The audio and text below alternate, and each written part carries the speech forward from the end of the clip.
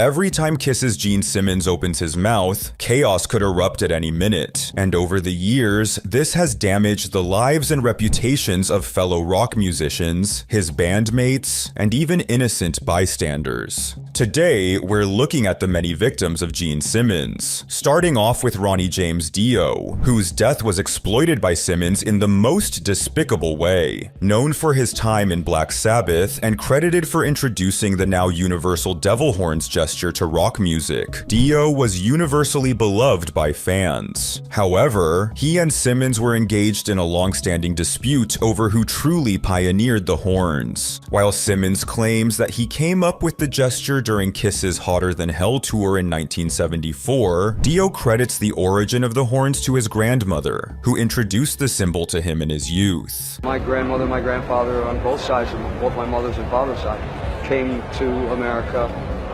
from Italy, and they had superstitions. And I would always see my grandmother when I was a little kid, with her holding my hand and walking down the street. She would see someone and go, "What's that?" And eventually learned that it was called the Maloik. And the Maloik was, someone was giving us the evil eye, so she's giving it protection against the evil eye. Because I'm lucky enough to have kind of just have done it so much, it's been more equated with me than anyone else.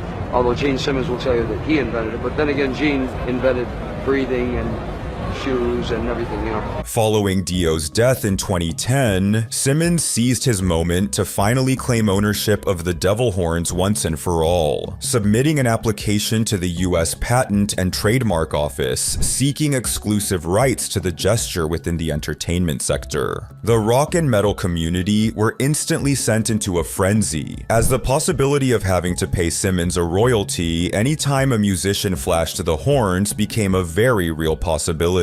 Facing mounting public pressure, Simmons would eventually withdraw his application, though he showed absolutely no remorse, boldly declaring, "I regret nothing." People said, "You can't do that." Actually, I can do anything I want to do. However, Dio is far from the only rock legend that Simmons was at odds with. In 2011, he would publicly call out Guns N' Roses frontman Axl Rose, bashing him for wasting his band's potential. Guns N' Roses could have been the biggest band in the world, and the reason they're not is because of Axl Rose.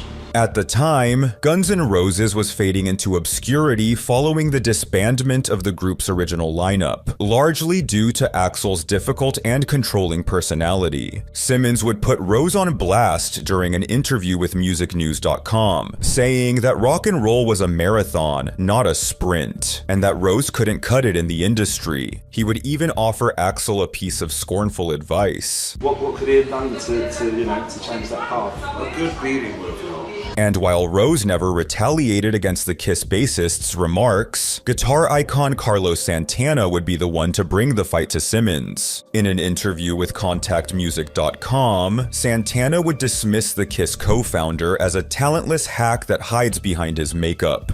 Gene's not a musician, he's an entertainer. Kiss is Las Vegas entertainment, so he wouldn't know what music is anyway. That's why he wears all that stuff. A musician doesn't need the mask and the mascara. Simmons would fire back while promoting an upcoming Kiss tour, quipping, "It's time for us to go out and show the little boys how the big boys do it. I'm sick and tired of these bands like Carlos Santana looking at his shoes and thinking that's a rock concert." Yet Santana is not the first guitarist that Simmons has had issues with. Just ask former Kiss guitarist Ace Frehley. Although Frehley maintains that he quit the band due to creative differences, Simmons contends that Ace was fired for substance abuse, alcoholism, and general unprofessionalism. From that moment, the two were locked in a relentless war of words, seizing every opportunity to disparage one another during interviews. Simmons went so far as to label Frehley a cancer, to which Frehley countered by describing Simmons as a caricature of his former self, devoid of both friends and respect. Yet the impossible happened in 2017 when Simmons and Frehley put their differences aside to support the victims of Hurricane Harvey, reuniting on stage for the first time in over 16 years at the Children Matter benefit concert. The event turned out to be a tremendous success, leading to widespread speculation regarding Frehley's potential full-time return to Kiss. Kiss. However, Simmons would promptly dispel the rumors, making it abundantly clear that Frehley would never be welcomed back into the band. Well, you know that's not going to happen.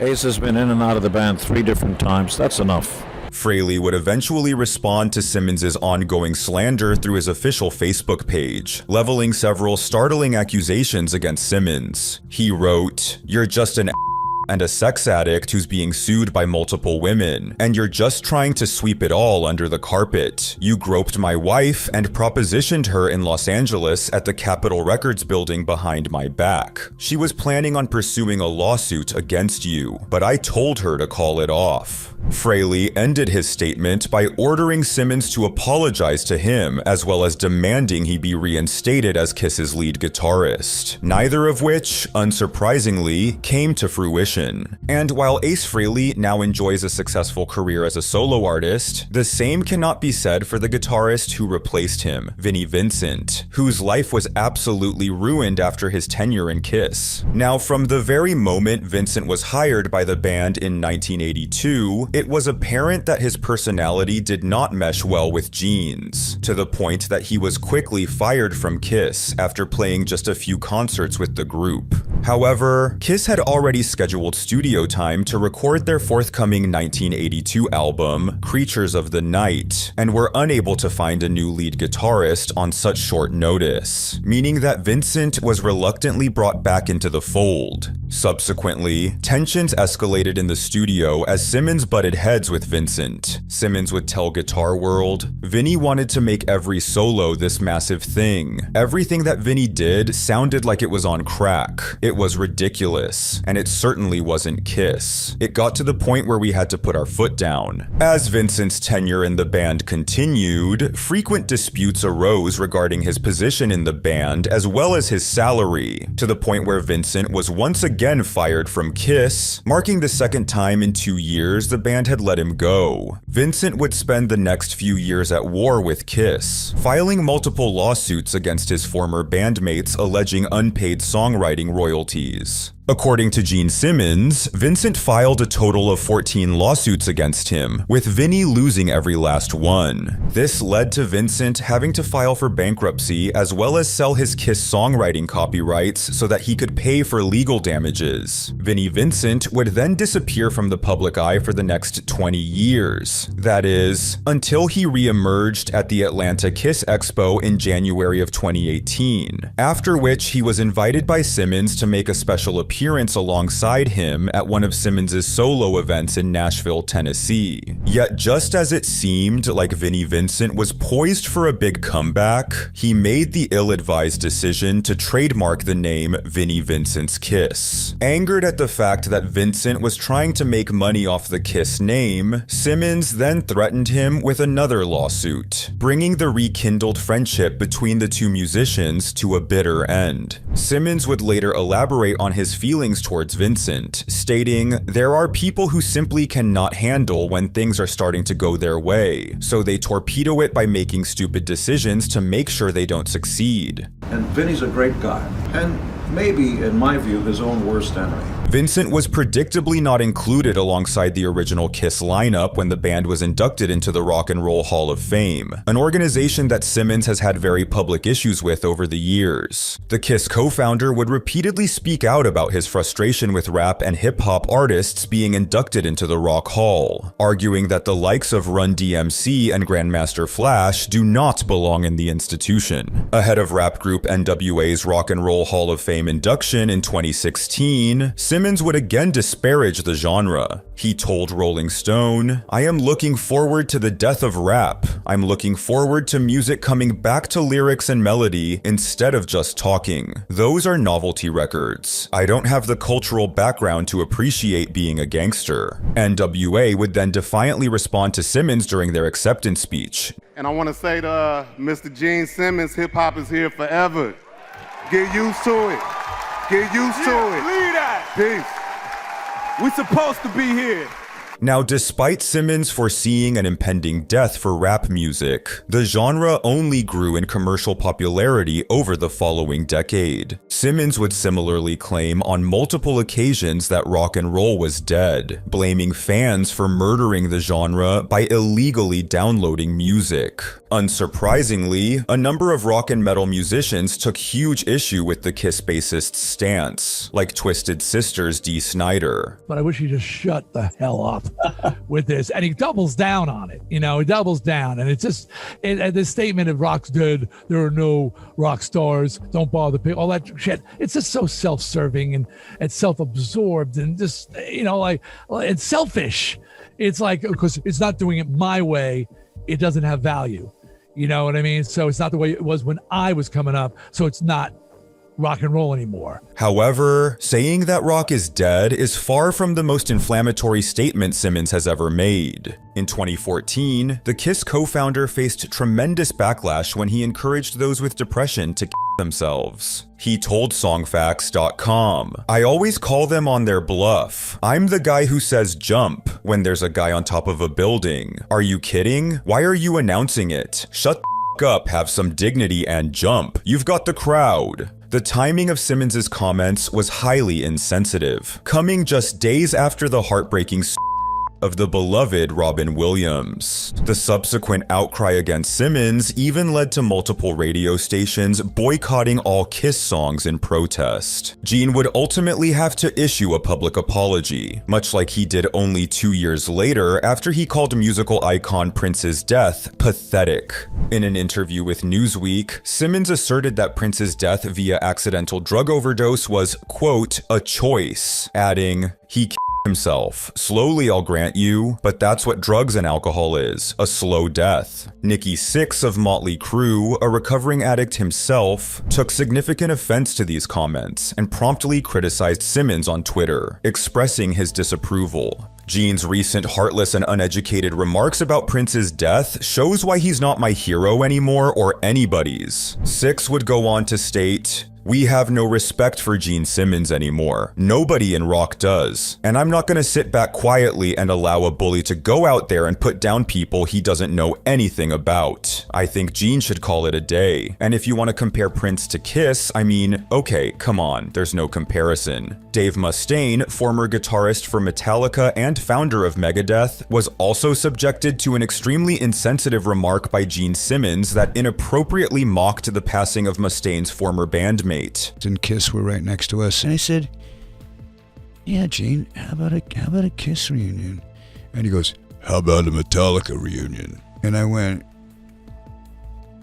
because Cliff had died, and I thought it was just not good form. As you can probably tell, many of Gene's controversies arise from his tendency of speaking impulsively, which is exactly what sparked his feud with Van Halen frontman David Lee Roth. It all started in 2019 when Roth was invited to open for Kiss as a solo artist, only for him to be mysteriously kicked off the tour after just a few shows. When questioned about Roth's sudden exit, Simmons revealed that Roth was taken off the tour due to his lackluster performances, stating, "During Dave's heyday, nobody did what he did. He was the ultimate frontman. And then, I don't know what happened to him. Something. And you get modern day Dave. I prefer to remember Elvis Presley in his prime. I don't want to think of bloated naked Elvis on the bathroom floor." Further adding insult to injury, the vacant opening slot was filled by the performance painter Garibaldi, insinuating that fans were better off literally watching paint dry rather than witnessing a David Lee Roth show. Roth would eventually respond to the insults, taking to his Instagram page with 18 back-to-back posts of an image of a boy with his middle finger up. The post was captioned, "Roth to Simmons." This was enough to prompt Simmons to publicly ask Roth for his forgiveness, but the damage was already done. Perhaps as a result, Roth then chose to retire from performing, with his unsuccessful shows opening for Kiss marking his final appearances on on stage. Maybe Simmons should have realized the importance of thinking before speaking, especially after his nasty, highly publicized feud with Sharon Osbourne, which Simmons sparked when he openly took shots at her children during their struggles with drug abuse and their subsequent entry into rehab. In response to Gene's cruel remarks, Osbourne would issue a scathing warning while speaking with Blender magazine. Simmons said that our kids are on drugs and that his aren't messed up like that. He will always be C-list, and his wife's has been rubbed on every pole in LA. I'll tear his head off and stick it up his wife's. Years later, Simmons found himself on Sharon Osbourne's TV show, The Talk. Fighting back angry tears, Sharon confronted Simmons about his comments, leading the Kiss bassist to acknowledge his mistake. He apologized to Osbourne, commending her for standing up for her family. Sharon ultimately granted Gene her forgiveness, unlike original Kiss drummer Peter Criss, who is still on bad terms with Simmons to this very day. The rift between Simmons and Criss became apparent in the late 1970s, during a turbulent period marked by severe internal strife within Kiss. As the group's grueling 1979 tour neared its conclusion, Criss would manifest his displeasure with his bandmates by deliberately sabotaging Kiss's live shows. Criss, by his own admission, deliberately played his drums out of beat with the rest of the band, and would sometimes even abruptly stop playing entirely in the middle of songs, all in front of paying fans. An enraged Simmons would then vote to kick Criss out of the band immediately, but the group would somehow hold it together in hopes of finishing the tour. Yet only 48 hours later, Criss decided to express his hatred for Simmons by hurling drumsticks at his head during the finale of that evening's performance. A backstage scuffle would subsequently erupt, wherein Simmons battered Criss as the drummer responded by attacking Simmons with a broken champagne bottle before the band's crew broke up the fight. Unsurprisingly, Peter Criss was fired from Kiss soon after, with Simmons publicly badmouthing the drummer ever since. Following Criss's departure from the band, the 1980s would see Kiss decline into their least commercially successful era, a time in which Gene's fellow bandleader Paul Stanley would finally turn on his longtime friend, with one infamous confrontation between the two even being caught on video. Would you stop cutting me down in front of a camera? I don't go for that shit. Go on.